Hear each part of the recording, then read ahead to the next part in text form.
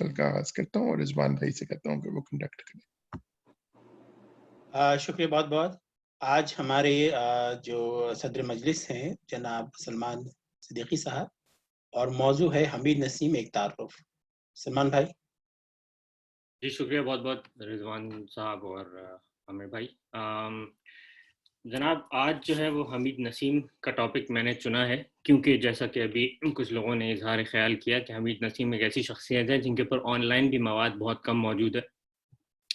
ریختہ چونکہ صحیح معنوں میں ایک ہمہ گیر ویب سائٹ ہے تو ان کے ہاں آپ کو ان کے کچھ کلام کے نمونے بہت تھوڑے سے اور ایک کتاب جو انہوں نے اسکین کر کے اپلوڈ کی ہوئی ہے وہ مل جائے گی، مگر ادروائز حمید نسیم جو ہے میرے خیال سے، جہاں تک میری رائے ہے، کہ تاریخ کی گرد میں کھو گئے ہیں، لیکن ایسا ہونا نہیں چاہیے تھا۔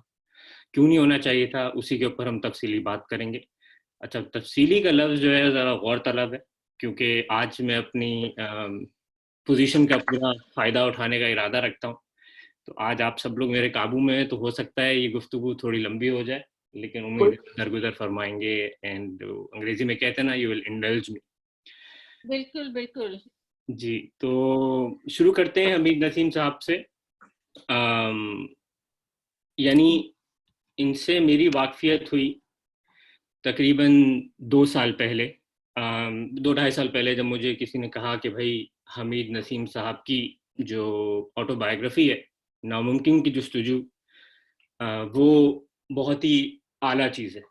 تو ٹھیک ہے، میں نے کہا چلیں دیکھتے ہیں، آٹو بایوگرافیز ویسے بھی اگر اچھی لکھی ہوں، دلچسپ ہوں تو پڑھنے میں بہت مزہ آتا ہے، تو میں نے کہا چلیں ان کے بایوگرافی سے شروع کرتے ہیں۔ تو بالکل اگر میں ان کا بہت ہی ایک رف سا خاکہ پیش کروں جو کہ بیک فلیپ پہ ہی لکھا ہوا ہے، تو میں اس کو پہلے پڑھ کے سناتا ہوں کہ حمید نسیم نے جو ہے بحیثیت ناقد شہرت پائی، لیکن وہ شاعر، براڈ کاسٹر، ماہر موسیقی بھی تھے۔ شاعری کی تنقید پر لکھی ہوئی ان کی بعض کتابوں میں ان نے مقبولیت پائی اور اس طرح ان کی شاعری اور دیگر کام پس منظر میں چلے گئے۔ حمید اصل نام تھا اور نسیم تخلص کرتے تھے۔ گرداسپور میں 6 اکتوبر 1920 کو پیدا ہوئے۔ 1941 میں پنجاب یونیورسٹی سے انگریزی میں ایم اے کیا، ایم اے فلسفہ میں داخلہ لیا لیکن مکمل نہ کر سکے۔ حمید نسیم کی تربیت میں ان کے استاد ایم ڈی تاثیر کا بہت بڑا ہاتھ تھا۔ لاہور میں نظمیں، تبصرے اور ریڈیو کے لیے اسکرپٹ لکھتے تھے۔ 1944 میں پشاور ریڈیو پر ملازمت مل گئی۔ 1947 میں لاہور ریڈیو اسٹیشن پر تبادلہ ہو گیا اور 1948 میں انہیں کراچی اسٹیشن بھیج دیا گیا۔ رفتہ رفتہ ترقی کے اعلی عہدے پر پہنچ گئے، مگر پھر قبل اس وقت ریٹائرمنٹ لے لی اور 28 ستمبر 1998 کو انتقال کر گئے۔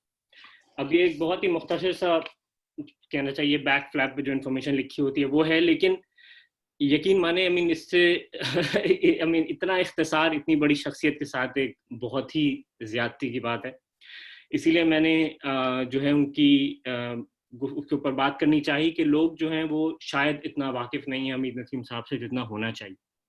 ان کی مختلف جو جہتیں تھی، شخصیت تھی، وہ آپ اس سلائڈ پہ دیکھ سکتے ہیں، میں اپنی اسکرین شیئر کر رہا ہوں۔ ادیب تھے جس میں انہوں نے ناممکن کی جستجو لکھی۔ براڈ کاسٹر تھے جس میں وہ ریڈیو کے اولین لوگ جو ریڈیو میں شامل ہوئے آل انڈیا میں اور بعد میں پاکستان میں، اس میں وہ شامل تھے اور اچھے عہدے پہ پہنچے۔ ناقد تھے جو انہوں نے یہ 3 کتابیں شاعری کی لکھی، اپنی تنقید کی لکھی شاعری پہ، 5 جدید شاعر، کچھ اور اہم شاعر، علامہ اقبال ہمارے عظیم شاعر، اور شاعر کے طور پہ ان کے 3 جو ہے مجموعہ کلام ہے، درد تحیر، گرد ملال، جست جنوں، اور مفسر قرآن ہے تعارف الفرقان 5 جلدوں میں۔ تو میں چیدہ چیدہ کر کے ان کی مختلف جہتوں پہ بات کروں گا۔ تو سب سے پہلے شروع کرتے ہیں ناممکن کی جستجو سے، جو ان کی سوانح عمری ہے، اس کے ساتھ ساتھ آپ کو ان زندگی کے حالات کا بھی اندازہ ہو جائے گا اور انہوں نے کیا کیا اور کہاں کیا۔ تو جیسا کہ بھی آپ لوگوں نے سنا کہ انہوں نے بی اے کیا، بی اے جو ہے وہ وہیں اپنے پنجاب کے گرداسپور امرتسر کے علاقے سے بی اے، جس میں اپنا ایم ڈی تاثیر بھی تھے اسی طرف، ان سے ان کا بہت فیض رہا، اس کے بارے میں بھی بتاؤں گا تھوڑا سا۔ خالصہ کالج سے انگریزی میں ایم اے کیا۔ ان کا ایڈمیشن گورنمنٹ کالج لاہور میں ہو گیا تھا اس دور میں، لیکن یہ کسی وجہ سے اس کو چھوڑ کے خالصہ کالج جو کہ پیورلی سرداروں کا کالج تھا وہاں آ گئے، وہاں سے انہوں نے انگریزی میں ایم اے کیا اور پھر اسلامیہ کالج لاہور میں پھر داخلہ لیا ایم اے فلسفہ کے لیے۔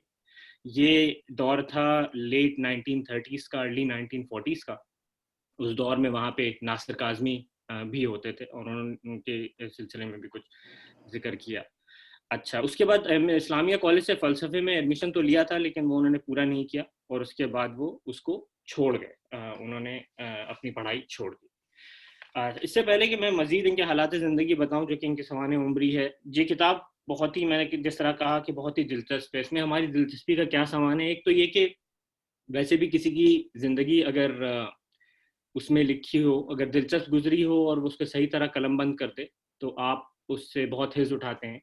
انہوں نے یہ ایک اور کیا ہے کہ ان کی ساری آٹو بایوگرافی پوری جو ہے یہ صیغہ تھرڈ پرسن میں لکھی گئی ہے, یعنی واحد غیر حاضر, صیغہ واحد غائب جسے کہتے ہیں. تو انہوں نے اس کی وجہ بھی بتائی ہے ایسا کیوں کیا ہے, لیکن یہ میرے خیال سے اتنی اور اس کے علاوہ جو ان کا انداز بیان ہے جس کا میں ایکچولی ابھی نمونہ آپ لوگوں کے سامنے پیش کرنے جا رہا ہوں. تھرو آؤٹ دا پریزنٹیشن میں مختلف جگہوں سے کچھ ان کے سیمپلز آپ کو پڑھ کے سناؤں گا. تو یہ شروع میں بالکل انٹروڈکشن میں ہے کہ بھئی آپ کو یہ آٹو بایوگرافی لکھنے کا خیال آیا کیوں. تو یہ کہتے ہیں کہ اب عمر کا وہ مقام ہے کہ زندگی یادوں کا ایک طویل سلسلے کے سوا کچھ نہیں, ایک رواں تصویر ہے جو راتوں کی تنہائی میں اس کی بے خواب آنکھوں کے سامنے سے مسلسل گزرتی ہے. وہ ننھا بچہ جو شمال کی خاموش خنک راتوں میں آسمان کے مسافران شب کا رفیق و ہمراہ تھا, اب ایک پیر کہن سال ہے جس کے ہاتھ خالی ہیں اور دل کی دنیا میں یادوں کے بجھے بجھے دیوں کے سوا ویرانی ہی ویرانی ہے. آگے گہرے ہوتے بے اند سایوں کے سوا کچھ دکھائی نہیں دیتا. اس جیسے تمام آدمی جنہیں انگریزی زبان میں میڈیوکر کہا جاتا ہے, آخری عمر کا بے متاعی اور بے حاصلی کا یہ احساس ان کا جبر ہے. وہ اپنی بھرپور امنگوں, اٹھتی جوانی کے رنگا رنگ ارمانوں کو اڈھیڑ عمر تک پہنچنے سے پہلے ہی محرومیاں بنتے دیکھ چکے ہوتے ہیں. پھر ایک دن وہ بجھی آنکھوں میں خود جمال خوابوں کے خاکستر لیے گمنامی کی موت مر جاتے ہیں. دو چار جاننے والے, ایک آدھ عمر بھر کا دوست رخصت ہونے والے کو کچھ دن یاد رکھتے ہیں, پھر وقت اس یاد کو محو کر دیتا ہے اور قطرہ دریا میں مل کر ہمیشہ کے لیے بے نام و نشان ہو جاتا ہے. عام آدمی, میڈیوکر لوگ زمانے کی لوح پر اپنا کوئی نقش نہیں چھوڑتے. دنیا کے نفع و ضرر میں نوعی ارتقاء کے سفر میں ان کا اچھا برا کوئی کنٹریبیوشن نہیں ہوتا. یہ بات اتنی بیان اور اتنی سچی ہے کہ اس کا اعادہ طبیعت پر گراں گزرتا ہے. جو بات ایسی بدیہی, ایسی مبتذل نہیں, وہ یہ حقیقت ہے کہ ہر شخص کے لیے اپنی زندگی اور اپنے عیش و ملال اتنے ہی اہم اور اتنے ہی منفرد ہوتے ہیں جتنے کسی تاریخ ساز قائد, کسی عظیم فاتح, کسی صاحب عہد شاعر مصور کے لیے. کہ کسی عہد آفرین موجود کو اس کے شب و روز, اس کے انبساط و اندو و یکتا دکھائی دیتے ہیں. یہ بات ایک حقیقت ہے کہ ہر شخص کی زندگی میں وہ کتنی ہی غیر اہم کیوں نہ ہو, ایسے واقعات ہوتے ہیں, کچھ ایسے لمحے آتے ہیں جو اپنی نوعیت میں یگانہ ہوتے ہیں. صبح بہار کی پہلی کلی کے چٹکنے کی مانند, تازہ رنگ و خوشبو کے پیامبر, حافظ کی غزل اور شیکسپیئر کے سونٹ کی طرح سچے اور عمیق و تہدار احساس کے حامل, حیرت انگیز, عجیب, سنسنی خیز, محیب, مسرت آگیں, اندوہ ہوگیں.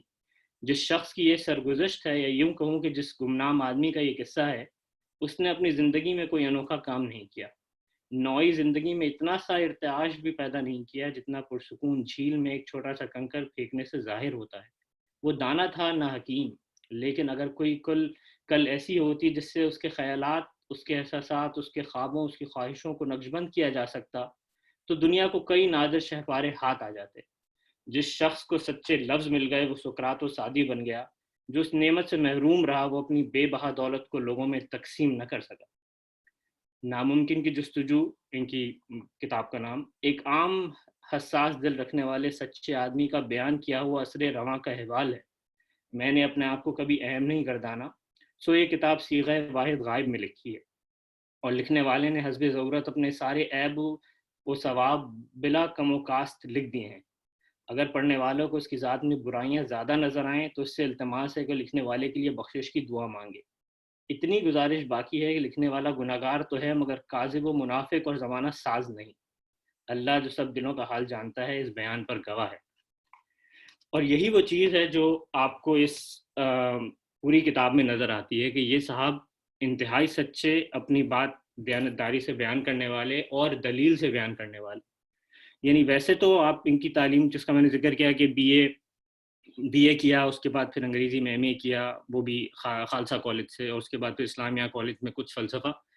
لیکن اس شخص کی کہنا چاہیے جو بریڈتھ آف لرننگ ہے اس کو پڑھ کے حیرت ہوتی ہے. اور دوسرا یہ کہ یادداشت، کہ آپ کو نہ صرف آپ نے پڑھا اچھا لیکن اس کے بعد آپ اس کو یاد بھی رکھیں اور مناسب اس پہ آپ ریفرنسز دے سکیں. تو ان کا تو یہ حال ہے کہ انگریزی میں تقریباً سارا میڈیول اور ماڈرن انگریزی ادب انہوں نے پڑھا ہوا تھا، بلکہ اس کو میں تو کہوں گا کہ اچھی طرح ازبر تھا. فارسی کا سارا ہمارا جو ایک اتنا لمبا سلسلہ ہے، ہادی، فارسی، ہادی، سعدی، عرفی، جو بھی ہیں وہ سب. اس کے بعد کیا کہتے ہیں عربی پہ بعد میں بتاؤں گا، ان کے اوپر انہوں نے عربی پہ جب توجہ کی، اور فلسفے پہ ان کی بہت گہری نظر تھی. تو بہرحال ایک ایسا شخص جس کا اٹھنا بیٹھنا جو ہے، اور ان کی ابتدائی تعلیم ایم ڈی تاثیر کے انڈر ہوئی ہو، اور ایم ڈی تاثیر کو بھی آج کل جو ہے وہ کم توجہ ملتی ہے، لیکن وہ بھی ایک بہت ہی عہد شاذ اور اپنی جگہ بہت جینیس شخص تھے، جنہوں نے کئی لوگوں کو کیا کہتے ہیں ٹرین کیا، اور ان کے اسٹوڈنٹس نے آگے جا کے بڑے بڑے کام کیے.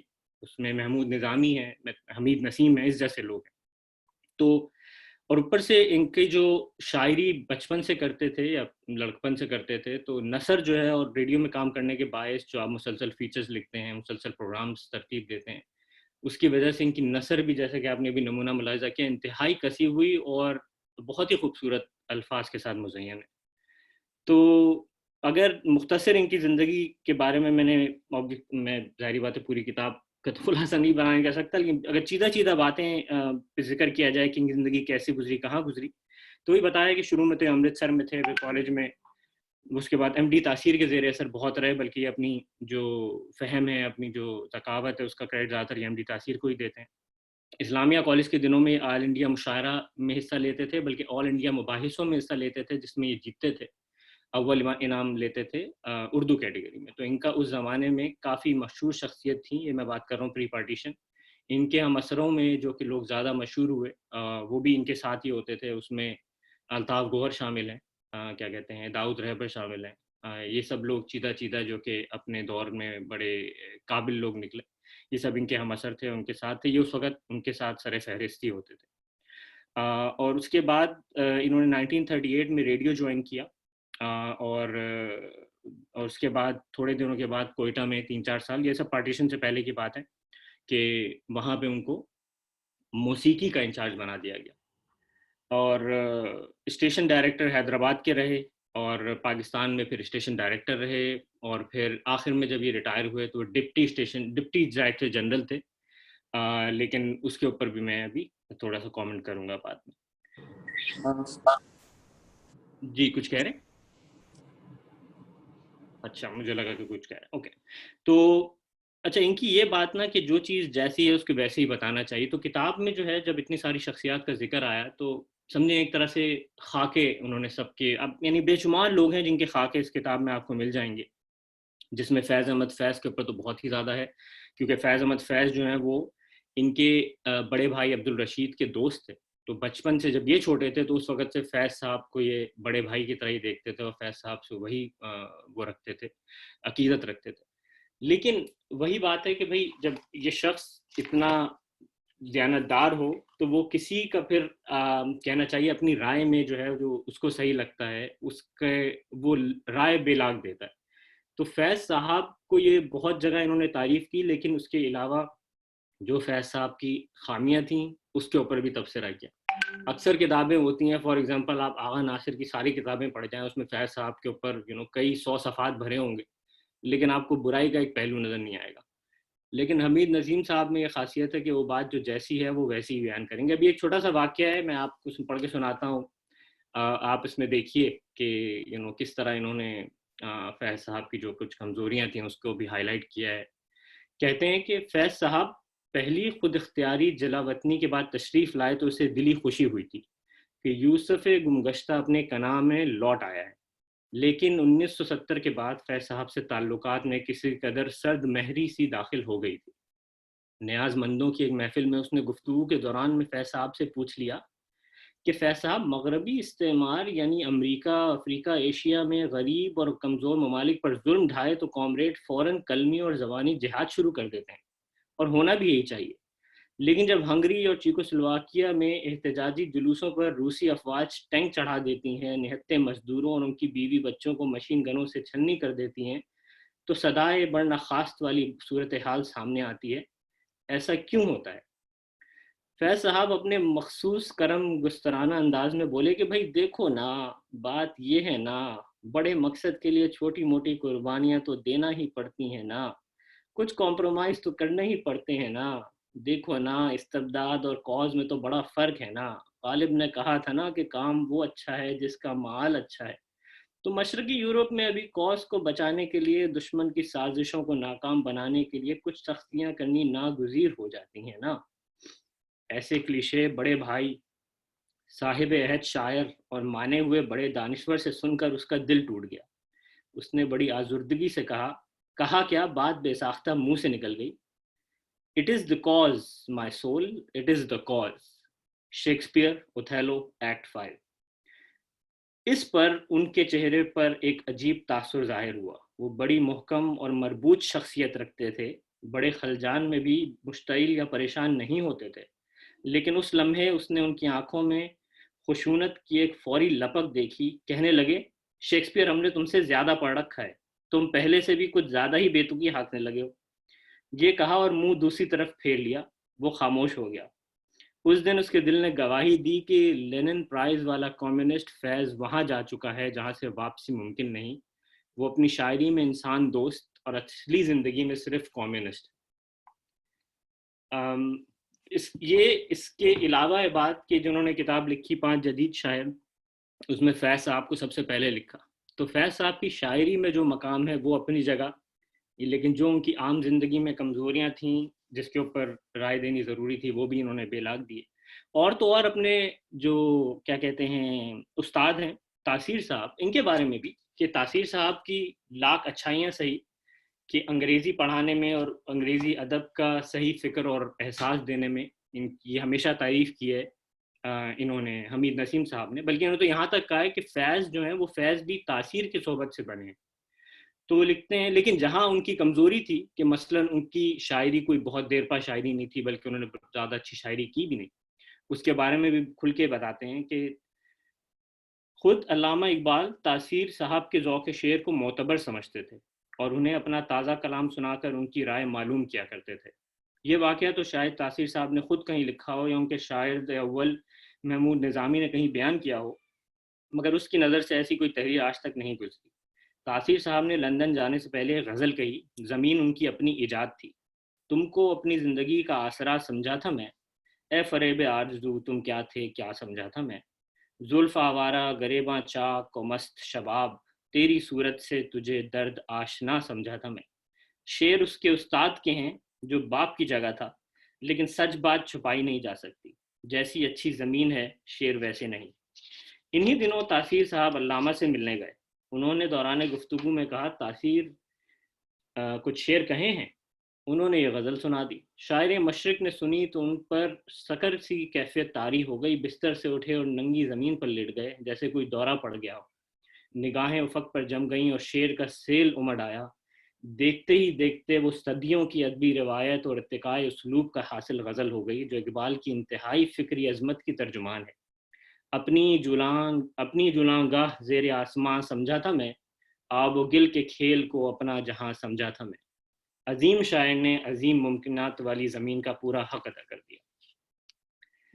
تو دوسری چیز جو اس کتاب میں نظر آتی ہے کہ اس زمانے کی اتنی مشہور شخصیات، رشیدہ جہاں، ڈاکٹر رشیدہ جہاں، چراغ حسن حسرت، بہت مفصل بیان ہے چراغ حسن حسرت کا، حفیظ جالندری، عبداللہ بٹ، داؤد رہبر، الطاف گوہر، اختر الایمان، ابن انشا، احمد ندیم قاسمی، آگے جا کے زید بخاری کے اوپر اتنا ذکر ہے کہ سمجھیں آپ ان سب لوگوں کی شخصیات کے خاکے پڑھ رہے ہیں، کیونکہ ایک بات جو حمید نسیم کے بہت زود قلم ہے، تو جس پہ لکھنے پہ آتے ہیں تو کافی کچھ لکھتے ہیں، یعنی کم باتوں میں ان کا وہ نہیں ہوتا، تو اچھی طرح سب کے اوپر، یعنی چراغ حسن حسرت پر میرے خیال سے سب سے طویل خاکہ انہی کا ہی ہوگا، جس میں ان کے شب روز اور اسلامیہ کالج کے دنوں میں عرب ہوٹل میں جو محفلیں جمتی تھیں اس میں کیا ہوتا تھا، کس سے گفتگو ہوتی، تو سب کافی تفصیل سے انہوں نے بتایا۔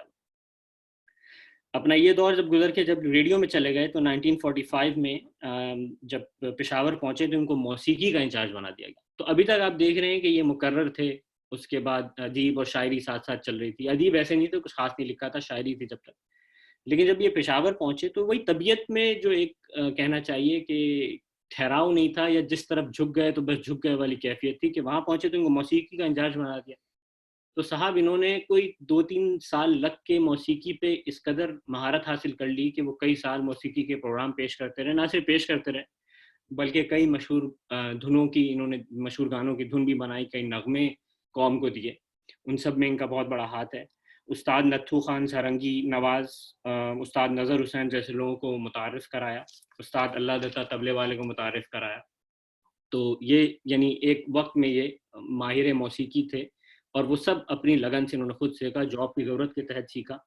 لیکن وہی بات ہے کہ جوہر قابل ہو تو وہ کچھ بھی سیکھ سکتا ہے. اس کے بعد یہ کراچی آئے تو وہاں پہ بہت طویل ان کا ساتھ گزرا زیڈ بخاری کے ساتھ. اس کے اوپر بھی بہت کچھ انہوں نے لکھا ہے اس کتاب میں. نون میم راشد ان کے ساتھ تھے, اس کے اوپر لکھا ہے. بلکہ اس میں ایک بہت ہی انٹرسٹنگ سا واقعہ بھی ہے کہ اپنے بہت ایک دفعہ federal service commission, federal public commission کا ایگزام ہوا, جس میں یہ دیکھنا تھا کہ ریڈیو کو کن لوگوں کو ترقی دینی ہے اور کن کو نہیں دینی. تو اس میں یہ اس وقت پروگرام ایگزیکٹو تھے جو کہ نچلے درجے کا آدمی ہوتا ہے, لیکن انہوں نے انٹرویو میں بورڈ کو اتنا امپریس کیا کہ ان کو ڈبل پروموشن دے دیا گیا. تو یہ یعنی اتنی ینگ ایج میں اسٹیشن ڈائریکٹر بنا دیے گئے. اور حد تو یہ تھی کہ نون میم راشد جیسے لوگ جو ہیں وہ ان سے نیچے تھے, یعنی یہ ان کے سینئر ہو گئے.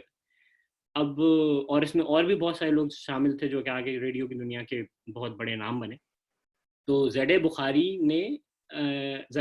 کو ایکچولی منسٹری کی اور پبلک سروس کمیشن کی منتیں کرنی پڑیں کہ بھائی ایسا نہ کرو, بہت بڑے بڑے لوگ ناراض ہو جائیں گے. اور پھر ان کا جو رینک ہے وہ گرایا گیا کہ بھائی ان کو جو ہے وہ ابھی آپ صرف وہ رہنے دیں, اسٹیشن ڈائریکٹر نہیں بنائیں, بس ڈپٹی ڈائریکٹر بنا دیں. تو ان کی لیاقت کا اس بات سے بھی اندازہ ہوتا ہے. اس کے علاوہ لیاقت علی خان کا ذکر سکندر مرزا کے, کیونکہ سارا دور ریڈیو کا تھا تو اس میں ان کے ساتھ جو بھی ٹائم گزارا, اور اس دوران انہوں نے ریڈیو کے لیے بی بی سی سے جا کے اپنا کیا کہتے ہیں ٹریننگ بھی حاصل کی. اور بعد میں 60s میں جب ٹی وی لانچ ہونے والا تھا تو امریکہ بھی آئے تھے کافی 6-7 مہینے کے لیے اپنا کیا کہتے ہیں ٹی وی کا کورس کرنا. ایران کا دورہ جو ایوب خان کا تھا اس میں جو ٹوٹل کوریج تھی وہ انہوں نے پرووائڈ کی. تو اس طرح سے آپ کو ایک ایران, اس زمانے کے ایران کی بھی جھلک مل جاتی ہے, ثقافتی سطح پہ, اسلامی سطح پہ, ہر لحاظ سے. منٹو سے ان کی اچھی یاد اللہ تھی. بلکہ منٹو کے بارے میں ایک چھوٹا سا جو ایک کہنا چاہیے میں سنانا چاہوں گا ایک بات, کہ یہ وہی 1950s کی بات ہے, ارلی 1950s کی. کہتے ہیں کہ اتفاقات زمانہ انسان کو کہاں سے کہاں پہنچا دیتے ہیں. قیام پاکستان کے بعد سعادت حسن منٹو لاہور آ گئے اور ان سے تجدید ملاقات ہو گئی. وہ دل کا نہایت سچا آدمی اس پہلی ملاقات کی تلخی کو بالکل بھول چکا تھا. 2-4 ملاقاتوں میں منٹو صاحب اس سے اتنی محبت فرمانے لگے کہ وہ ٹرانسفر ہو کر کراچی آیا تو لاہور کے جن لوگوں کو وہ بہت مس کرتا تھا ان میں منٹو صاحب بھی تھے. کچھ دنوں بعد منٹو صاحب نے اردو کا ایک ماہنامہ نکالنے کا ارادہ کیا تو اسے مسلسل 3-4 خط لکھے جن کا ایک ایک لفظ محبت اور شفقت کا آئینہ دار تھا. منٹو صاحب کی خواہش تھی کہ وہ ان کے پرچے کے لیے باقاعدگی سے لکھے. یہ بھی لکھا تھا کہ وہ اس کلمی معاونت کی احتیاج رکھتے ہیں. اس پر ان دنوں زیڈ بخاری کی قاہرانہ نگرانی میں ایک نیا ریڈیو اسٹیشن قائم کرنے اور اچھی نشری روایت کی بنیاد ڈالنے کا بوجھ تھا. ضیاء اور وہ صبح کو آتے 7-7:15 بجے اور رات کے 11 بجے پروگرام ختم کر کے جاتے. اور پھر وہ زندگی میں پہلی بار ایک عورت کی محبت میں مبتلا ہوا تھا, اور محبت بھی کل وقتی لگن تھی, جہاں گسل اور جہاں سوز. وہ جب تک زندہ ہے اس گناہ عظیم پر اپنے اندر خجل اور اندوہگیں رہے گا کہ وہ ان خطوں کا جواب نہ دے سکا, نہ وہ ان خطوں کو محفوظ رکھ سکا. اسے یہ بھی تو معلوم نہیں تھا نا کہ منٹو اتنی جلدی اس بے مہر, اس طوطا چشم دنیا سے روٹ کر چلے جائیں گے. اس دنیا میں جہاں روابط احترام اور تقدس پر مبنی ہیں, جہاں عورت تجارت کی جنس نہیں ہے, محض تسکین بدن کا وسیلہ نہیں, جہاں متعفن سانسوں والے ساہوکار مظلوم مفلس عورتوں کی عصمت نہیں خریدتے, جہاں عفت ہے, بخشش ہے, عطا ہے, صد کے دل کا اجر نعیم ہے, بے پایاں کرم بے کراں رحمت ہے. منٹو جیسا زندہ ادب تخلیق کرنے والا اسرت کی تاب نہ لا کر مر گیا. اس دنیا میں پلید جسموں والے سیٹھ, وزیرے اور چودھری زندہ رہتے ہیں, کبھی نہیں مرتے. جزا و سزا کا دن کب طلوع ہوگا. تو نثر بہت طاقتور ہے، جس کو کہتے ہیں کہ الفاظ کا چناؤ بہت خوبصورت اور فل کہنا چاہیے رینج آف ورڈز آپ کو ان کے یہاں ملتی ہے. اچھا، اس کے بعد کیا ہوا کہ ایران کا دورہ ایوب خان کے ساتھ انہوں نے کیا. اب تک یہ deputy director general radio Pakistan کے بن چکے تھے، ٹھیک ہے، اور الطاف گوہر منسٹری آف انفارمیشن کے آئی بلیو اس وقت ہیڈ تھے، اور اس سے بہت اچھی ان سے بہت اچھی تعلقات تھے، اور اس کے علاوہ بھی دوستی تھی. تو انہوں نے اپنے سرکاری حلقوں میں بتا دیا تھا کہ next director general of Pakistan radio کے ڈائریکٹر جنرل نسیم حمید نسیم کو ہونا تھا. مگر ایک تو یہ ان کی عادت کہ کوئی کام بھی بس یعنی نئی چیزوں میں جو ایک ان کو کہنا چاہیے تجربات میں کودنے کا شوق، اس کی وجہ سے انہوں نے کیا کیا کہ ایئر مارشل اصغر خان اس زمانے میں PIA آرٹس اکیڈمی فارم کر رہے تھے. تو یہ 1967 کی بات ہے. یہ اپنی لگی بندی نوکری بلکہ ریڈیو کی DG شپ چھوڑ کے PIA میں چلے گئے آرٹس اکیڈمی میں، اور وہاں پہ 6 سال انہوں نے گزارے. اس 6 سال میں انہوں نے پوری دنیا کا سفر کیا. وہ تو ٹھیک تھا کہ بہت سارے ملکوں کی ان کو گھومنے کا موقع ملا، قریب سے دیکھنے کا موقع ملا، لیکن جو کام تھا وہ ان کی طبیعت کے مطابق بالکل بھی نہیں تھا، کیونکہ اس کام میں آپ کو مسلسل ناچنے گانے والوں کے ساتھ، اس طرح کے لوگوں کے ساتھ جو ہے وہ آپ کو وقت گزارنا پڑتا تھا، ان کے ساتھ پٹ اپ کرنا پڑتا تھا، جو کہ اس سے بہت مختلف تھا جس کے یہ عادی تھے کہ جو میوزیشنز ریڈیو پہ کام کرتے تھے ان سے ڈیل کرنے میں. تو اس کے اوپر انہوں نے بہت تفصیل سے لکھا ہے کہ وہ کیوں ان کی طبیعت پہ گرا تھا، اس میں کیا مسائل تھے. لیکن بہرحال وہ ایک طرح سے ایک فیصلہ ان کے لیے معاشی طور پہ اور کیریئر وائز ایک اتنا اچھا فیصلہ نہیں تھا، کیونکہ وہ گئے تو اس وعدے پہ تھے کہ یہ مستعار جا رہا ہوں. اصغر خان انہیں مستعار لے گئے تھے، لیکن جب واپس آئے تو دنیا پلٹ چکی تھی. یہ 1973 کی بات ہے کہ جب تک پاکستان بھی 2 ٹکڑے ہو چکا تھا اور جو ان کے جانے والے لوگ تھے وہ آگے پیچھے ہو گئے. تو پھر یہ ہوا کہ جب یہ ریڈیو میں واپس آئے تو اور ان کے پاس کوئی روزگار کا وسیلہ نہیں تھا، تو انہوں نے کانٹریکٹ پہ، ایک معمولی کانٹریکٹ پہ ریڈیو پاکستان میں پھر جاب کی، اور پھر یہ جاب تقریباً ان کی 1973 سے ریٹائرمنٹ تک یہ معمولی کانٹریکٹ پہ کام کرتے رہے. کچھ لوگوں کو اگر یاد ہو تو روشنی پروگرام جو کراچی سے آئی تھنک نشر ہوتا تھا صبح جو کہ دینی پروگرام ہوتا تھا، وہ یہ کنڈکٹ کرتے تھے اپنے آخری دنوں میں، بلکہ بہت سال تک کرتے رہے یہی. لیکن اس میں جو ایک اچھی بات ہو گئی وہ یہ ہو گئی کہ اس کی وجہ سے انہیں اپنے ایک اور جو دینی رجحان تھا وہ ان کا کھل کے سامنے آ گیا جب یہ واپس آئیں اپنا کیا کہتے ہیں اس کی دنیا میں، ریڈیو کی دنیا میں.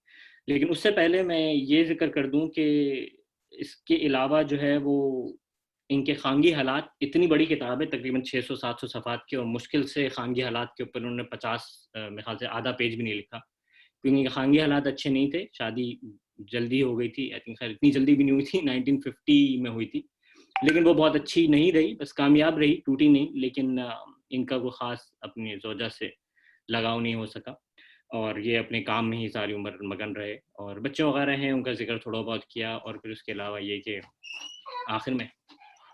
آخر میں جو ہے وہ ان کی زندگی وہ اچھی نہیں گزری. ان کے جو آخری ایام تھے گلشن اقبال میں ایک چھوٹے سے فلیٹ میں گزرے، جس میں وہ صرف ریڈیو میں اپنے کانٹریکٹ والی جاب سے کی ہوئی کمائی سے ہی فائدہ اٹھا رہے تھے، لیکن وہ بھی بہت ہی قلیل تنخواہ تھی جو کہ تھرو آؤٹ تھی ان کی.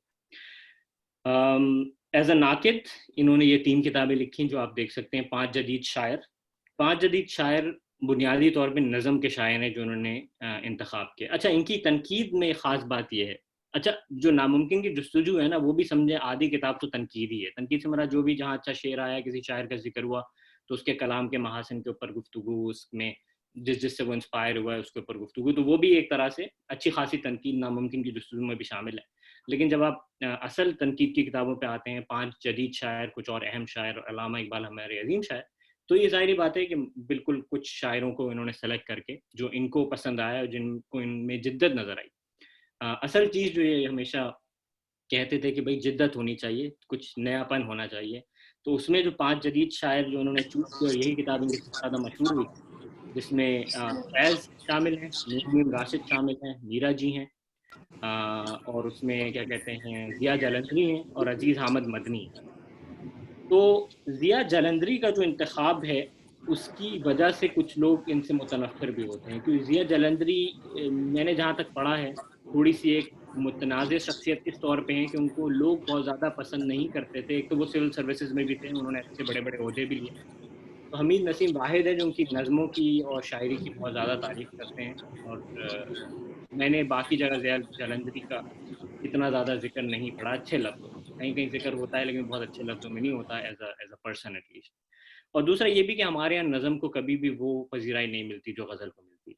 مگر ہاں ان سب شاعروں نے غزلیں بھی لکھی ہیں، سوائے میرا جی نے تو خیر بہت کم، نون راشد نے نہیں لکھی، لیکن ادروائز یہ ان نظموں کے شاعر جو انہوں نے سلیکٹ کیے اس میں ضیاء اور عزیز حامد مدنی اور باقی. ضیاء کا ایک شعر میں سنا دوں جسٹ کیونکہ اگین ان کے نام سے لوگ شاید میں واقف نہ ہوں، لیکن یہ شعر تو سب نے سنا ہوا ہے کہ رنگ باتیں کریں اور باتوں سے خوشبو آئے، درد پھولوں کی طرح مہکے اگر تو آئے. تو ان کی شاعری، اور عزیز احمد مدنی بھی بہت ہی کمال کے شاعر، انہی سے میں انٹروڈیوس ہوا. میں واقفیت نہیں رکھتا تھا عزیز احمد مدنی سے اتنی، مگر ان کی بھی بہت اچھی شاعری ہے، نظمیں بھی ہیں اور غزلیں بھی ہیں. کہ ان کے دو شعر ہیں: وہ لوگ جن سے تیری بزم میں تھے ہنگامے، گئے تو کیا تیری بزم خیال سے بھی گئے، کیا ہوئے باد بیاباں کے پکارے ہوئے لوگ، چاک در چاک گریباں کو سوارے ہوئے لوگ. بلکہ عزیز احمد مدنی پہ تو جو لوگ ان سے واقف ہیں، احمد جاوید صاحب سے، انہوں نے یوٹیوب پہ بہت ہی زبردست ایک بلکہ 3-4 لیکچر ریکارڈ کرائے ہیں ان کی شاعری پہ بھی، اور ان کی جدت اور ان کے اسلوب کے اوپر بہت کھل کے بات کی ہے. تو یہ دونوں شاعر خیر بہت اہم ہیں، اور یہ کتاب بھی بہت اہم لکھی ہوئی ہے، کیونکہ یہ جب شاعری کی بات کرتے ہیں، اس کی ناقد بنتے ہیں، تو اس میں لگے بندے نقاد کی طرح بڑے بڑے الفاظ استعمال نہیں کرتے، بلکہ ایسی اپنی رائے کا اظہار کرتے ہیں جو عام قاری بھی سمجھ سکے. یعنی اگزامپل ضرور دیں گے، بہت زیادہ انگریزی سے بہت زیادہ موازنہ کریں گے، فارسی سے موازنہ کریں گے، لیکن ایسا نہیں لگے گا آپ کو کہ یار زبردستی کا جو ہے وہ اپنا وہ کیا کہتے ہیں بڑے بڑے جو ناقدین والے الفاظ ہیں وہ جھاڑ رہے ہیں. اس کی ایک وجہ یہ بھی ہے، خیر یہ خود کہتے ہیں کہ میں ایسا کوئی سکہ بند ناقد نہیں ہوں، جو میری سمجھ ہے، جو میری فہم ہے، اس کے حساب سے میں شاعری کو پرکھتا ہوں اور اپنے خیالات پیش کرتا ہوں. کچھ اور اہم شاعر میں انہوں نے ایک اور کتاب لکھنی پڑی، کیونکہ 5 جدید شاعر میں بہت سارے لوگوں کو تو چھوڑ دیا تھا، تو صرف 5 لوگوں کا ذکر ہوا. تو بہت لوگوں نے کہا کہ بھائی آپ کو یہ نظر نہیں آیا، آپ کو وہ نظر نہیں آیا. تو بہرحال انہوں نے پھر ایک دوبارہ چھوٹا سا انتخاب کیا، اس میں شاد عظیم آبادی کو شامل کیا. تمناؤں میں الجھایا گیا ہوں، کھلونے دے کے بہلایا گیا ہوں، اور ڈھونڈو گے اگر ملکوں ملنے کے نہیں نایاب ہیں ہم والے جو شاعر ہیں. رضی ترمذی کو شامل کیا. بھولی بسری چند امیدیں، چند فسانے یاد آئے، تم یاد آئے اور تمہارے ساتھ زمانے یاد آئے. مجید امجد کو شامل کیا. سہیل احمد خان جو کہ نظم کے شاعر ہیں لاہور کے، ان کو شامل کیا. خالد احمد کی بہت تعریف کی. خالد احمد جو حاضرہ مسرور اور خدیجہ مسرور کے چھوٹے بھائی تھے، اور ابھی ان کا 2013 میں انتقال ہوا ہے. ان کی بہت تعریف ہے، ان کی شاعری کی، ان کی نظموں کی. شکیب جلالی کے لیے اب بہت اچھے الفاظ ہیں، افتخار عارف کے لیے، پروین شاکر کے لیے، لیکن سب کے پورے مقالے نہیں ہیں، تھوڑے تھوڑے انہوں نے، لیکن زیادہ تر لوگ نظموں پہ ان کا زیادہ فوکس. اس کے علاوہ علامہ اقبال ہمارے عظیم شاعر، تو ایک پوری کتاب ہی صرف علامہ اقبال کے اوپر ہے. اس میں بانگ درا اور بال جبیل کی جستہ ایک غزل کے اوپر بات، اس کے اوپر رائے، جو اچھی ہیں ان کے بارے میں بتانا کیوں اچھی ہیں، جو اچھی نہیں ہیں وہ کیوں اچھی نہیں ہیں، وغیرہ وغیرہ، ان کی تشریح. اور پھر ایک چیز جو مجھے کہیں اور نظر نہیں آئی کہ فارسی جو کلام ہے اس کی تلخیص اور ترجمہ بڑی فصاحت سے اس کے بارے میں بیان اور تشریح. تو یہ چیز جو ہے وہ کافی منفرد ہے جو ان کی علامہ اقبال والی کتاب میں ہے. اچھا، اس کے علاوہ جو ہے اب میں آتا ہوں ان کے زندگی کا ایک اور جو اہم دور تھا، کہ جو شخص اس قدر ادب میں رچا بسا ہو، فلسفے میں رچا بسا ہو، اس کے بعد اچانک 1955 سے اس کے اوپر یہ ہوا، وہی جو ہر ذی ہوش انسان کے اوپر ہوتا ہے کہ بھائی زندگی کا مقصد کیا ہے اور ہم کیوں آئے ہیں. فلسفہ تو وہ پڑھ چکے تھے، لیکن ظاہری بات ہے اس نے ان سب باتوں کا جواب نہیں دیا تھا. تو پھر یہ مذہب کی طرف ان کا رجوع ہونا شروع ہوا.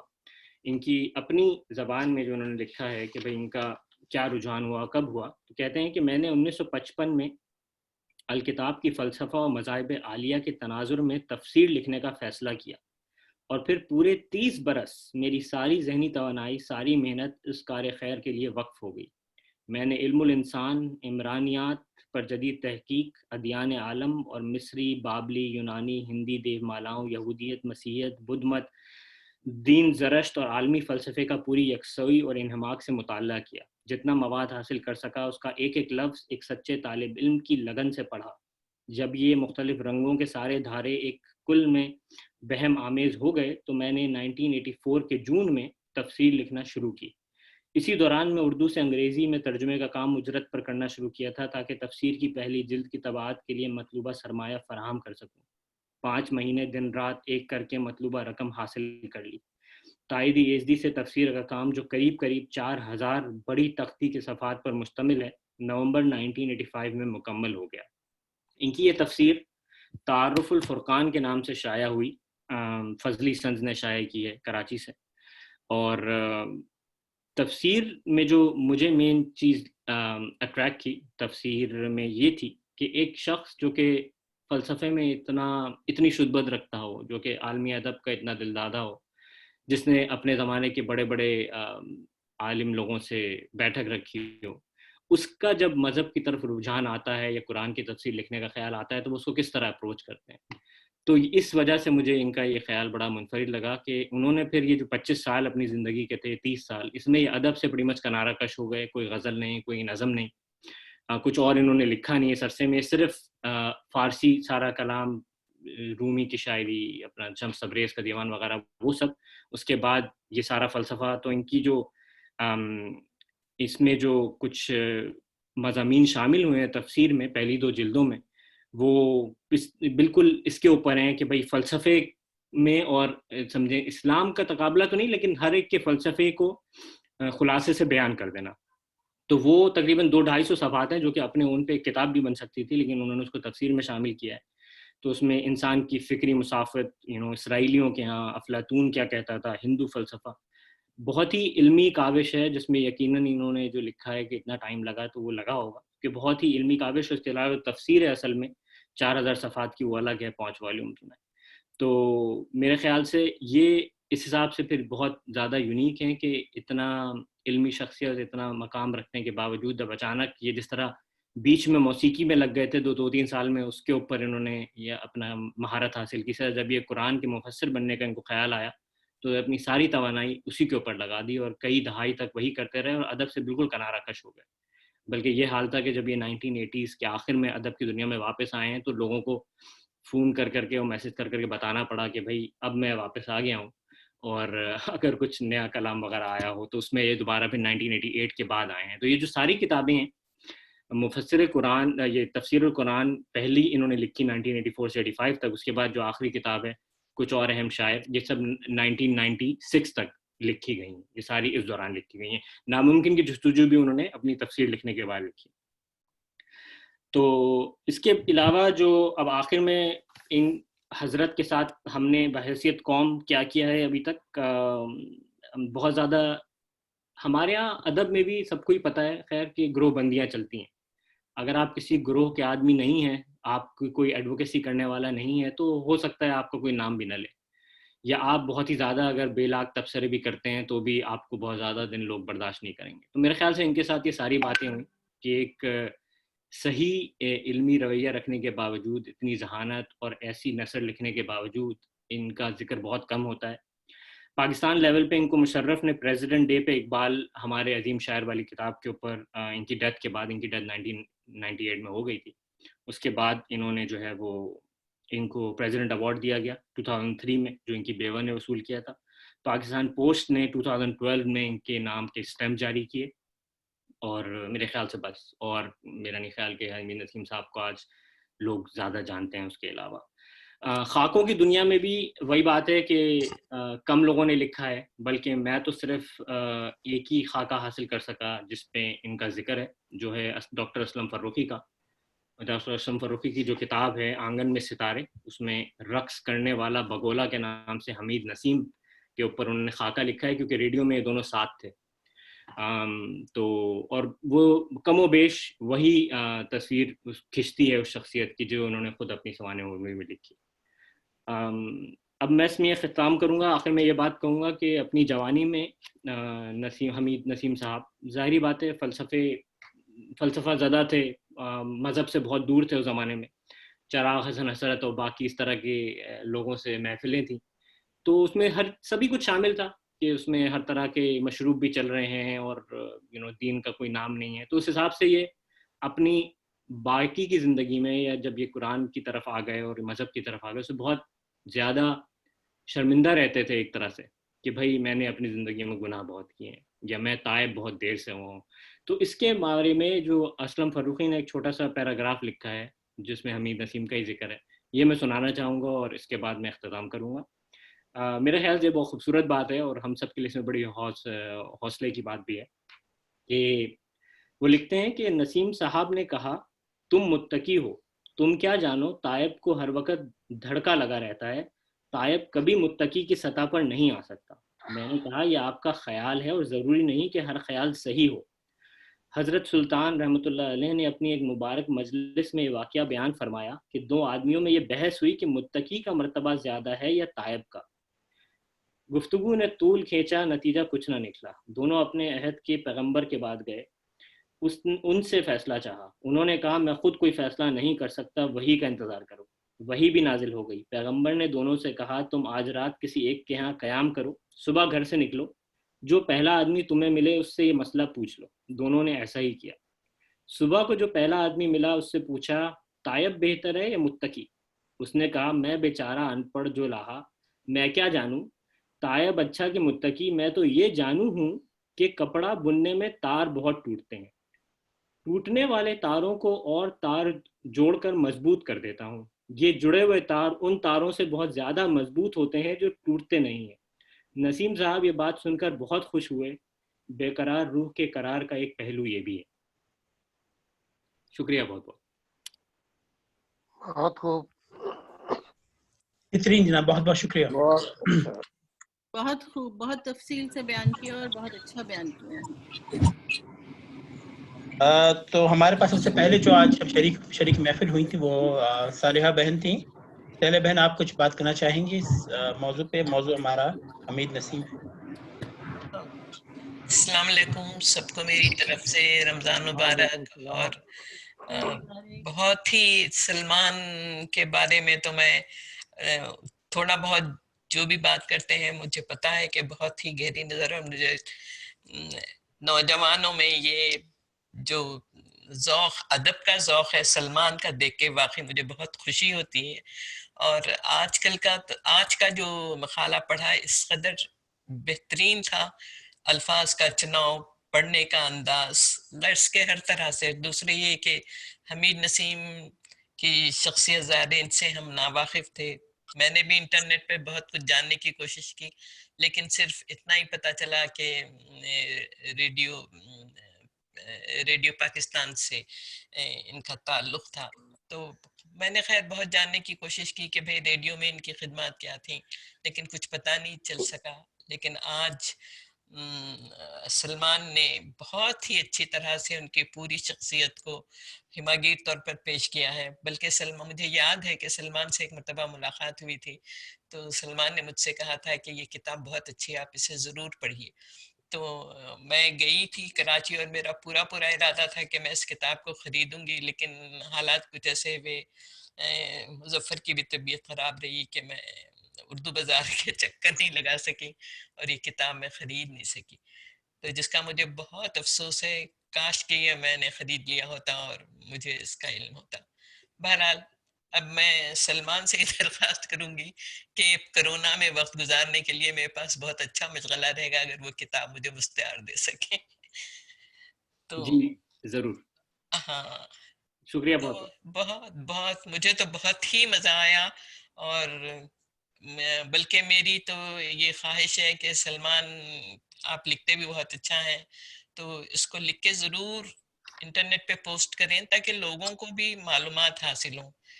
میں معلوم ہے کہ بھئی کتاب خریدنے کا اتنا کم کلچر ہے، لوگ کم ہی خریدتے ہیں، اور جب مقبول بھی نہ ہو، کسی کو علم بھی نہ ہو تو وہ تو کبھی جا کے کسی دکان پہ اس کتاب کو پوچھے گا بھی نہیں. تو اس لیے ان کو پروموٹ کرنے کا طریقہ میرے خیال ہے یہ ہے کہ جن کو بھی کچھ معلومات حاصل ہیں اس پر لکھ کر فیس بک پہ پوسٹ کریں تو پھر ہم لوگ بھی اس کو شیئر کریں گے. اس طرح سے لوگوں میں ان کی واقفیت بڑھے گی. تو بہت مبارک سلمہ، بہت ہی اچھا تم نے پڑھا، مجھے بہت ہی خوشی ہوئی. بس اتنا ہی. شکریہ بہت بہت. شکریہ بہت بہت صالحہ بہن. اگلا نمبر جناب علی مظفر جعفری بھائی آپ کا ہے.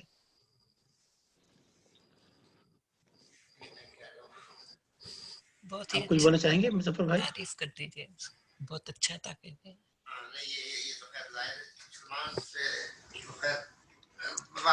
میری اور ان کو میں جانتا بھی ہوں. ویسے یہ ظاہر انہوں نے جو لکھا ہے یہ بہت ہی اچھا لکھا ہے.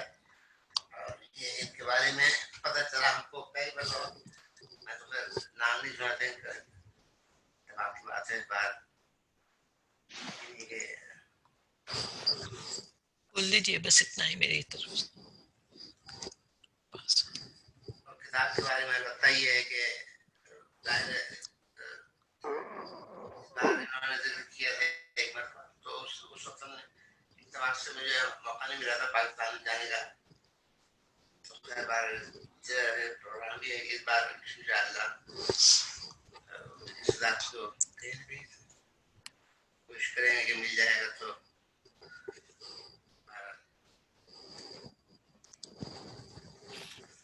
بس میری طرف سے اتنا ہی.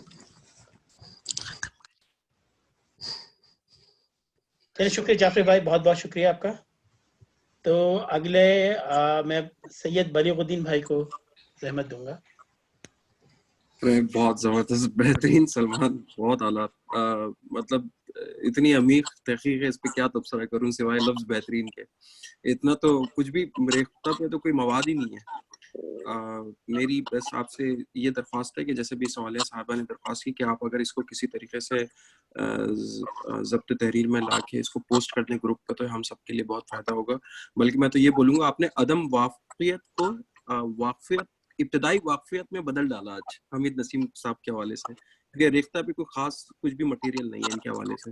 اور ایک آخری بات میں آپ سے یہ بھی درخواست کروں گا کہ آپ نے جو خاص طور پہ ان کی تفسیر کا امتیاز بیان کیا کہ ان کی جو ابتدائی جلد ہے اس میں انہوں نے مباحث بیان کیے ہیں، کچھ اپنا ایکسپیرینس شیئر کریں گے آپ آخر میں اگر وقت بچے تو، کہ وہ کیا مباحث ہیں؟ اور دوسرا یہ کہ کیا ان کی تفسیر آن لائن اویلیبل ہے؟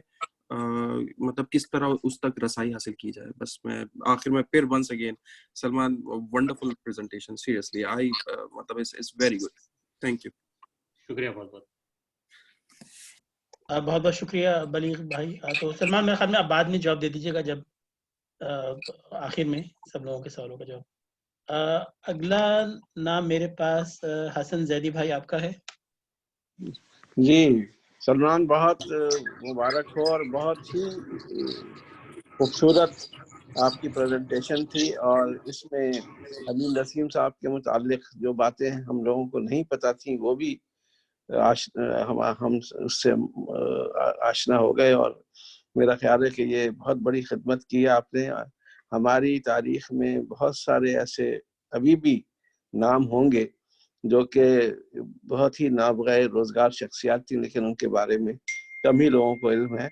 لیکن آپ نے یہ بہت بڑا کارنامہ انجام دیا کہ ان کے متعلق ان کی شخصیت کے ایسے پہلوؤں کو اجاگر کیا جو کہ جس سے ہم واقف نہیں تھے.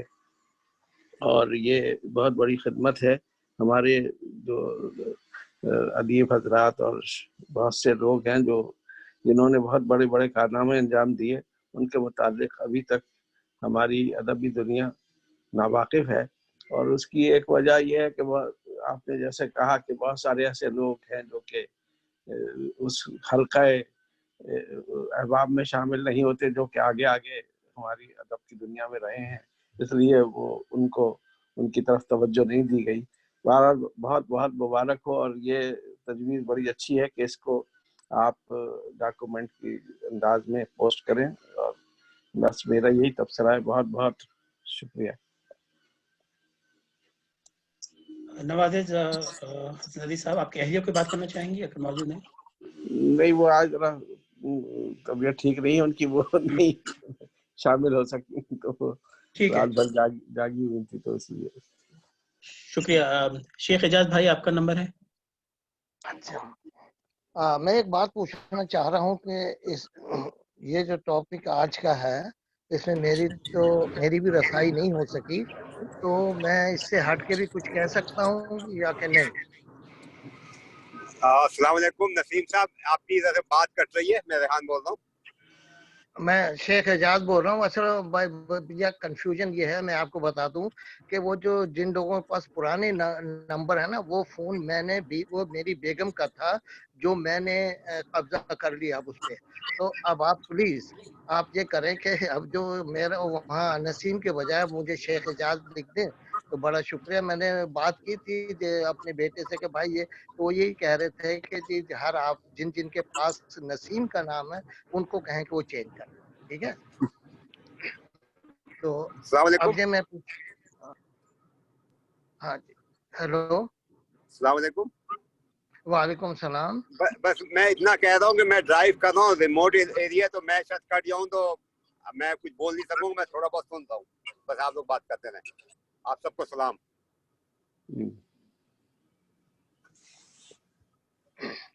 हेलो,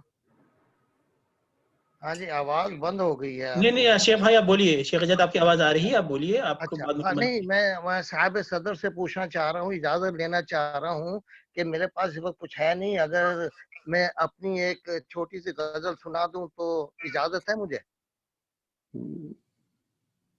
मेरे ख्याल से आखिर में सुनते हैं, आखिर में कर लेते हैं उसको शेख साहब।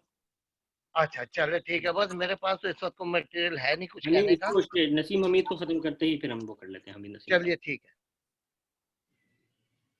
है। शेख एजाज आपकी अहलियों की बात करना चाहेंगे? नहीं, वो इस वक्त है नहीं, इस वक्त अपने काम में मसरूफ हैं। दुरुस्त, ठीक है। तो फिर डॉक्टर आमिर सुलेमान आपकी आपसे गुजारिश है। बहुत बहुत शुक्रिया सलमान, आपने बिल्कुल एक नई बात की। मैं उन्हीं का ये शेर पढ़ के फिर इजाजत चाहूंगा। अब ये उसका अज़्म तय कर ले जो राहे आरज़ू, हर कदम दामे तहय्युर, हर कदम दीवार संग। तो मेरा ख्याल है इस शेर में मेरा ख्याल है वो अपनी जिंदगी का ही हाल बयान कर रहे हैं कि वो कैसे कैसे दामे तहय्युर से गुजरे हैं, जो कि वो सारे दामे तहय्युर ही थे। वो जो जिससे वो ताइब हो गए वो भी एक तहय्युर का दौर था, तजस्सुस का दौर था, और फिर वो तमाम तर चीजें हर कदम संग लगता है कि वो तमाम चीजों से गुजर के उन्होंने बेसिकली वही अपनी राह आरज़ू जो है उसमें उन्होंने गुजारा है। और कई दफा आपको मंजिल मिल जाती है, कई दफा नहीं मिलती, मगर ये भी होता है कि पता चलना चाहिए कि आपकी मंजिल है क्या।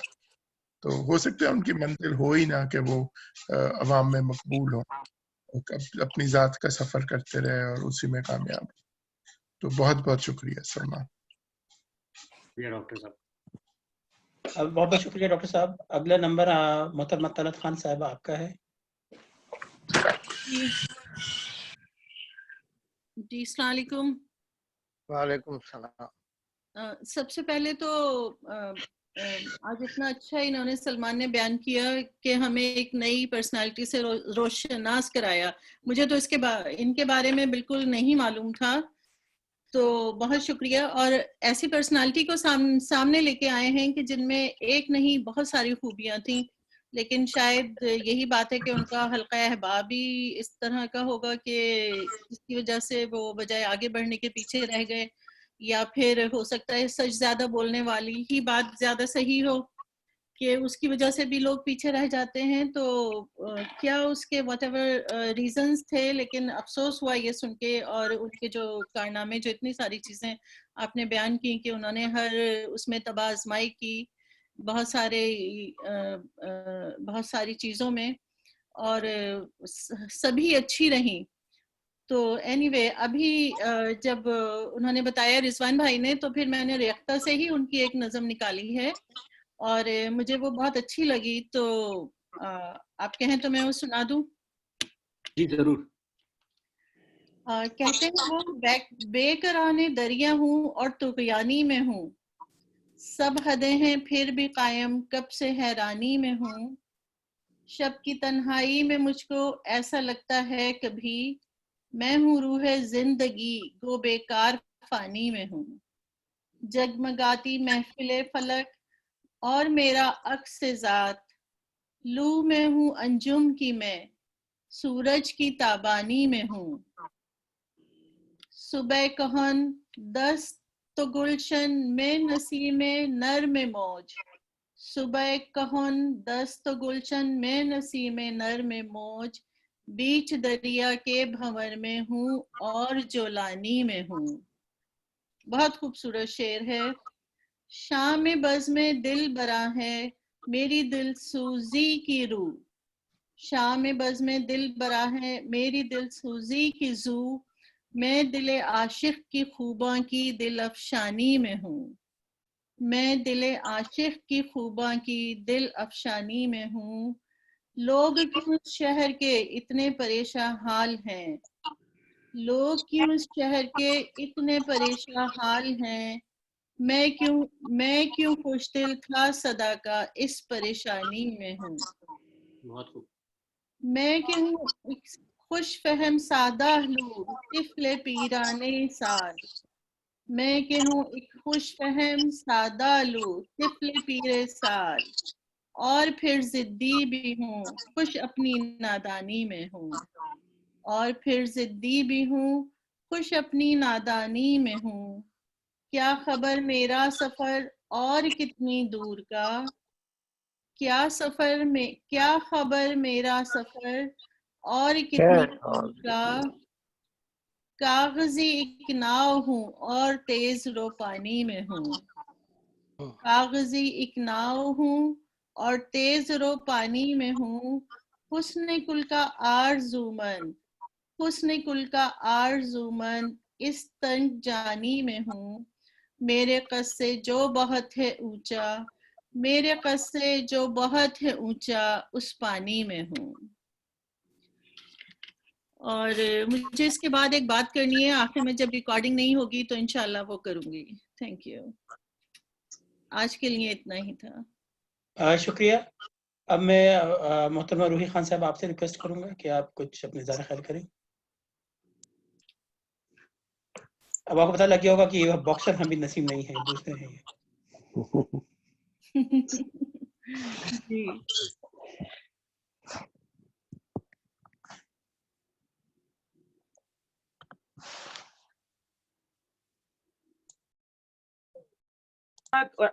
ملے یا کوئی بھی چیز نہ ملے تو میں اس انسائکلوپیڈیا، یہ جو اس کو میں نے نام دیا ہے سیلسیڈیپیڈیا، اس پہ جا سکتی ہوں اور مجھے سب کچھ مل سکتا ہے. تو I invented my own سیلسیڈیپیڈیا. سو سلمان صاحب تیار رہیے گا، جب بھی مجھے کوئی ڈھونڈنا ہو میں آپ کو کال کر سکتی ہوں. سو آپ کا یہ میرے لیے یہ انسائکلوپیڈیا کافی ہوگا.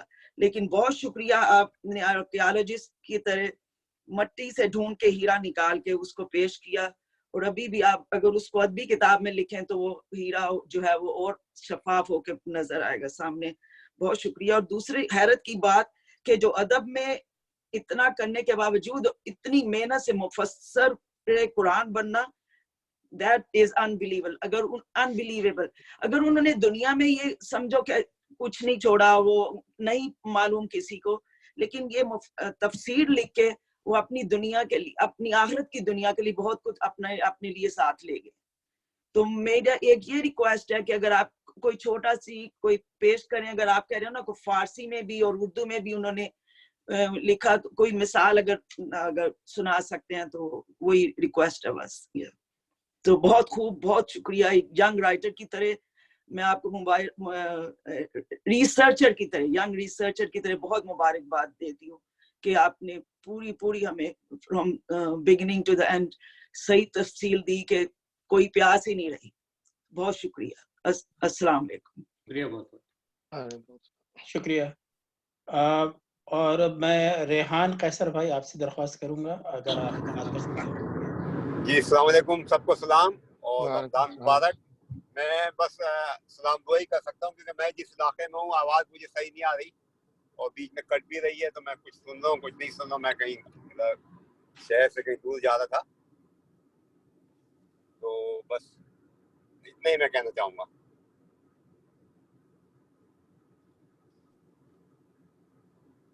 شکریہ ریحان بھائی.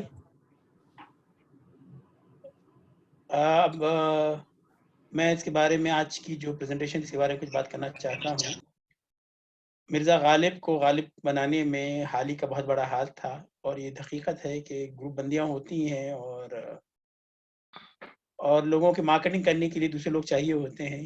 اور آج کی مجلس میں ہمارے سلمان صدیقی بھائی نے بہت عمدہ مارکیٹنگ کی ہے، حمید نسیم بھائی کی بہت عمدہ مارکیٹنگ کی ہے، بہت اچھی پریزنٹیشن دی ہے. اور نہ صرف یہ کہ ایک غیر معروف کو معروف کیا، بلکہ ایک تجسس پیدا کر دیا ہے ہمارے لیے. بہت عمدہ انتخابات پڑھے آپ نے، جیسے صالحہ بہن نے کہا کہ آپ نے بڑے اچھے الفاظ استعمال کیے اور بہت اچھا پورا سٹائل تھا. یہ دیکھیے، یہ بھی کتنا دلچسپ بات ہے کہ آپ نے ایک شعر بھی ان کا نہیں پڑھا اور ہمارے سامنے سلائڈ میں سامنے رکھ دیا کہ بھئی یہ اشعار ہے، کیونکہ کوئی بھی ڈھونڈ کے ریختہ پہ دیکھ سکتا ہے یا ان کی حالات زندگی کوئی دیکھ کے انسائکلوپیڈیا سے پڑھ سکتا ہے. لیکن آپ نے جو باقاعدہ تحقیق کی اور آپ نے جس طریقے سے پیش کیا وہ قابل تحسین ہے. بہت بہت شکریہ، میں نے بہت انجوائے کیا.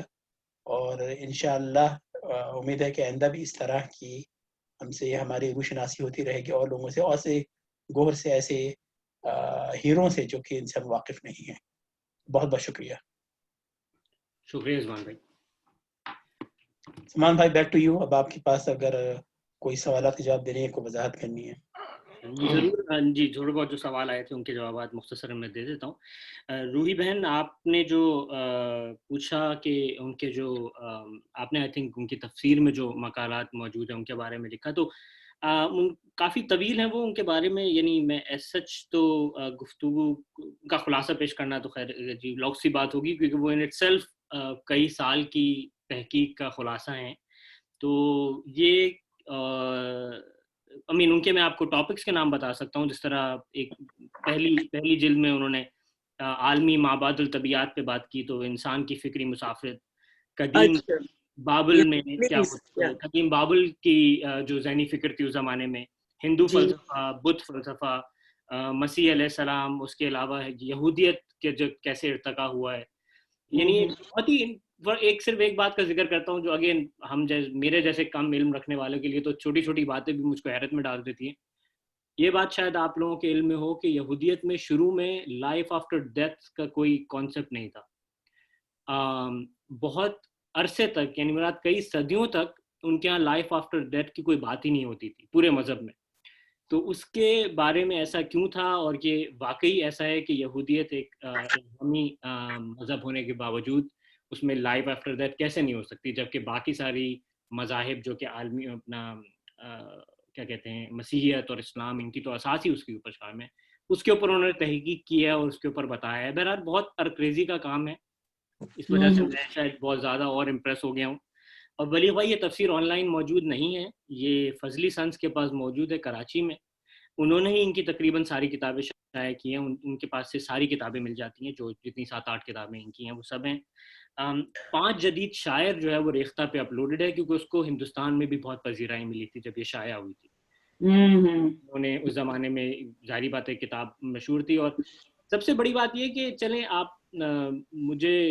آپ کو شاید لگ رہا ہو کہ میرا ان سے کوئی جذباتی لگاؤ ہو گیا ہے، جو کہ ہو گیا ہے، کیونکہ اچھی نثر پڑھنے کو ہم ادب کے متوالوں کو کم ملتی ہے. آج کل سب لکھ دیتے ہیں کچھ نہ کچھ، سادہ سی زبان. اب میں نے ڈاکٹر اسلم فرحی کا ذکر کیا، انہوں نے بہت خاکے لکھے ہیں، لیکن زبان میں وہ مزہ نہیں ہے جو کہ مختار مسعود کی زبان میں ہے، یا کیا کہتے ہیں یوسفی صاحب کی زبان میں. تو حمید نسیم کی نثر میں آپ کو ایک تھوڑا سا زیادہ علمی ہوگی، لیکن آپ کو ایک مزہ ملے گا کہ بھائی ذرا اچھی نثر پڑھنے کو ملے گی. تو آپ کچھ نہیں تو صرف نثر سے ہی حز اٹھا کے آپ اس کو پڑھتے چلے جائیں گے. باقی بہت سارے لوگوں نے سجیسٹ کیا کہ میں اس کو لکھ کے محفوظ کر لوں. بالکل ضرور کوشش کروں گا. نالائق آدمی ہوں، وعدہ نہیں کرتا، کوشش کا وعدہ ہے لیکن انشاءاللہ. جی. اور باقی یہ بالکل صحیح کہا ڈاکٹر صاحب آپ نے، کچھ لوگوں کی قسمت میں نہیں ہوتا کہ وہ مقبول ہوں، اور بہت سارے لوگ ایسے بھی ہوتے ہیں جو مقبول اس وجہ سے بھی نہیں ہوتے کیونکہ بہت زیادہ علمی ہوتے ہیں. تو وہ بات بھی بالکل ٹھیک ہے. لیکن جو لوگ کم سے کم رجحان رکھتے ہیں اور جو سمجھتے ہیں، وہ لوگ اگر ان کے کام سے، اور جو کام وہ لکھ کے چھوڑ گئے، یعنی بہت سارے گفتار کے غازی ایسے تھے جنہوں نے کچھ لکھا نہیں. اب زید بخاری کی ہم اتنی تعریف سنتے ہیں کہ یار وہ گفتار کے ایسے بادشاہ تھے اور علم اتنا تھا، لیکن ان کی کتابیں کیا ہیں؟ ان کی آپ صرف ایک سرگزشت ہے ان کی کتاب، اس میں صرف مزے کے لیے قصے ہیں اور کچھ بھی نہیں ہے. تو اس وجہ سے ایسے لوگ جنہوں نے اپنی ذات کا سفر بھی کیا اور آخر کی اپنی زندگی کے 8-10 سالوں میں وہ دنیا کو یہ سب دے گئے، لکھ کے دے گئے، محفوظ کر گئے. تو اس وجہ سے جو جن کی رسائی ہو، جب موقع ملے تو ان کو فائدہ اٹھانا چاہیے. اور اس محنت سے فائدہ اٹھانا چاہیے جو کوئی اور کر گیا اور ہمارے لیے اتنا آسان کر گیا. بس میں اس کے بعد ختم کرتا ہوں میرے خیال سے. کیا کہتے ہیں, اور رضوان صاحب اب normal I think open discussion کر لیتے ہیں. آئی تھنک اعجاز صاحب